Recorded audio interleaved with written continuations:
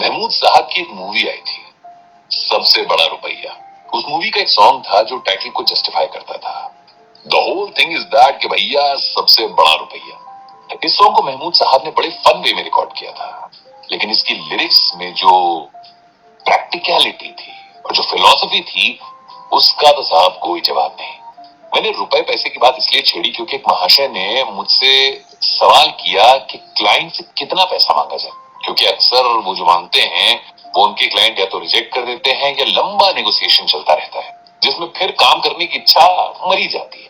अब इसके कई जवाब हो सकते हैं, लेकिन मैंने अपने मेंटोर आचार्य विष्णुगुप्त चाणक्य के नजरिए से जब इस सिचुएशन को देखा तो मुझे एक सीधा सा जवाब मिला।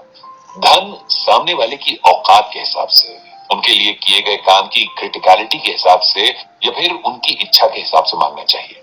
ऐसा करने से कोई नुकसान में नहीं रहेगा।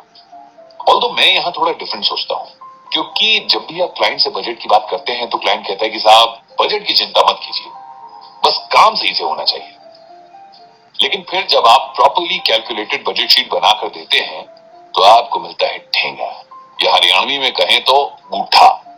क्योंकि क्लाइंट हमेशा कम बजट में अच्छा काम करवाना चाहता है, जो कि प्रैक्टिकल है, लेकिन आपके पहले डिस्कशन में सबसे इंपॉर्टेंट होना चाहिए था बजट पार्ट। क्योंकि मान लीजिए कि आपने बजट से पहले अच्छे से कॉन्सेप्ट प्रेजेंट किया, लेकिन जब तक बजट अप्रूव हुआ तब तक मार्केट का मूड बदला और आपका क्रू अब आपके साथ उस प्रोजेक्ट पर लेस बेनिफिट्स और लेस वर्किंग एप्टीट्यूड के साथ काम कर रहे होते हैं। चलिए फिर से चाणक्य की टीचिंग पर आते हैं। उन्होंने कहा कि सामने वाले के देने की औकात के हिसाब से मांगा जाना चाहिए पैसा। तो ये सच भी है। आपको पता है कि जो सर्विसेज आप प्रोवाइड कर रहे हैं उसका कितना मेहनताना होता है, लेकिन जब सामने वाला 2 लाख देने का मादा रखता है तो उसको 20,000 का बिल मत दीजिए। कम से कम उसकी तो इज्जत रख लीजिए, लेकिन इतना बड़ा भी बिल मत दीजिएगा कि वो ठगा सा महसूस करे। देखिए, हर किसी का अपना एक सेल्फ रिस्पेक्ट होता है। अब कम बिल देकर आप सिर्फ एक गरीब या एक कंजूस को खुश कर सकते हैं, लेकिन सही बिल देकर आप उसके ईगो की मसाज भी तो कर सकते हैं। वो कभी किसी से कहे कि भैया ये काम इतने में करवाया है और लोग उसकी वाहवाही करें, न कि ये कि भैया तुम तो ठगे गए हो। अब एक ही फैक्टर पर बिल मत बना देना, क्योंकि इसमें आपकी कुव्वत और काम की क्रिटिकलिटी भी तो मैटर करती है।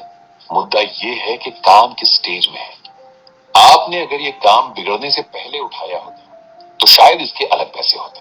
अगर शुरू में ही आपको पूछा गया होता तो शायद अलग पैसे होते। लेकिन अब अगर काम बिगड़ गया है और उसमें 2-4 लोग पहले से इन्वॉल्व हैं तो उस काम के पैसे बढ़ जाते हैं। और अब अगर इसमें फैक्टर नंबर 1 को ऐड करते हैं तो बिल भी अच्छा बनेगा और देने वाला क्योंकि डेस्परेट भी है और उसकी पेइंग कैपेसिटी भी है, तो बिना ज्यादा सोच विचार किए कोट बनाइए और उसको पकड़ा दीजिए और वो एक्सेप्ट कर भी लेगा। तीसरा जो फैक्टर है, काम करवाने की इच्छा के हिसाब से देने को बोले, तो ये आजकल के युग में सर पॉसिबल नहीं है, क्योंकि अगला तो आपको 11.25 रुपए नकद भी दे सकता है और ये भी बोल सकता है कि अरे तुम तो अपने घर के बच्चे हो। अब घर के बच्चे हो तो कम से कम घर के बच्चों को तो मत लूटो भाई। और दूसरी बात, मुलायजे में मौत नहीं चुनी जाती, मतलब ऐसे हमारे कॉलेज में सीनियर्स कहा करते थे। वैसे ये सब तो होता ही है, बट अगर सच बताएं तो पैसे कोट करने के डायनेमिक्स डिपेंड करते हैं काम की नेचर पर, हमारी उस काम की एक्सपर्टीज पर, मार्केट सिचुएशन पर, availability of raw material and labour वगैरह वगैरह, बड़ी सारी चीजें हैं उन पर। अगर ये सारे फैक्टर सही बैठ रहे हो तो फिर चेक कीजिए अपनी availability, total work hours to be consumed in this project, government taxes and permissions, food and lodging of labour और मिसलेनियस भी, मतलब बहुत सारे छोटे छोटे खर्चे जिनको एक तरीके से लिखा नहीं जा सकता। और ये सब भी अगर सॉर्ट हो जाए तो एक बार आसपास नजर मार लें कि कहीं आपका कोई कंपेटिटर जो आपके लेवल का काम करने की कैपेबिलिटी रखता है और आपका क्लाइंट छीनने का मादा रखता है, वो कम कोट देने में न लगा हो। अगर आपको ऐसा जरा भी डाउट है तो सबसे पहले क्लाइंट को ये जरूर कह दें कि अगर आपसे कम में कोई काम करेगा तो उसकी टेक्नोलॉजी, एक्सपीरियंस और काम के लिए डेडिकेशन भी बिल में से कम हो जाता है, यानी आप नेगोशिएट कर रहे हैं। क्लाइंट अक्सर अपने कोट कम रखवाने की कोशिश करते हैं, लेकिन उनके रीजन से फाइट करने के लिए आपके पास लॉजिक्स होने चाहिए। इधर उधर की बात करने की बजाय अपने प्रीवियस कस्टमर सेटिस्फैक्शन की बात करें। जो भी टेक्नोलॉजी, एक्सपीरियंस, मैन पावर आप काम में ले रहे हैं वो जरूर क्लाइंट को बताएं।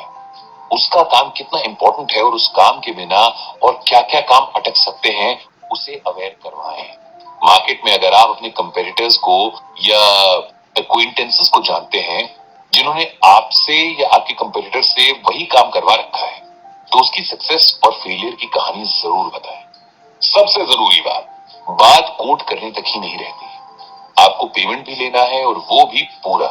इसीलिए आप 30, 30 और 40 का पेमेंट टर्म डालें, यानी 30% पैसा काम हाथ में लेते वक्त, 3% काम के बीच में खत्म हो जाने पर, मतलब आधा काम पूरा हो जाने पर, और 40% काम पूरा हो जाने और टेस्टिंग के बाद।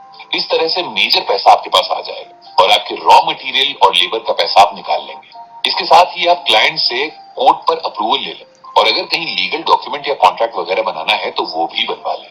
जब सभी चीजें अप्रूव हो जाएं तो काम शुरू करें और पूरे डेडिकेशन के साथ करें ताकि क्लाइंट को आपका पैसा काटने का कहीं पर भी मौका ना मिले। इसके लिए अक्सर क्लाइंट डेडलाइन, काम की सफाई, फील्ड टेस्टिंग वगैरह का बहाना बनाता है। अगर आप काम की स्टेजेस डिफाइन करके हर स्टेज के साथ क्लाइंट को रिपोर्ट भेजेंगे और उस पर क्लाइंट या उनके रिप्रेजेंटेटिव्स के सिग्नेचर ले लेंगे तो उसको ये सब करके आपका पेमेंट काटने या रोकने का मौका मिलेगा ही नहीं और आपको उस पर लीगल एक्शन लेने की विंडो भी मिल जाएगी। तो अब आपके पास न केवल कोट करने का ज्ञान है बल्कि पेमेंट निकलवाने की टेक्निक भी है। तो ये एपिसोड आपको कैसा लगा ये मुझे जरूर बताएं कमेंट सेक्शन में आकर। आने वाले एपिसोड में भी हम चाणक्य की टीचिंग से अपने सवालों के जवाब ढूंढते रहेंगे और उनको अपनी लाइफ में इंप्लीमेंट करके फायदे लेते रहेंगे। So that's all for this episode. Stay connected. Ciao.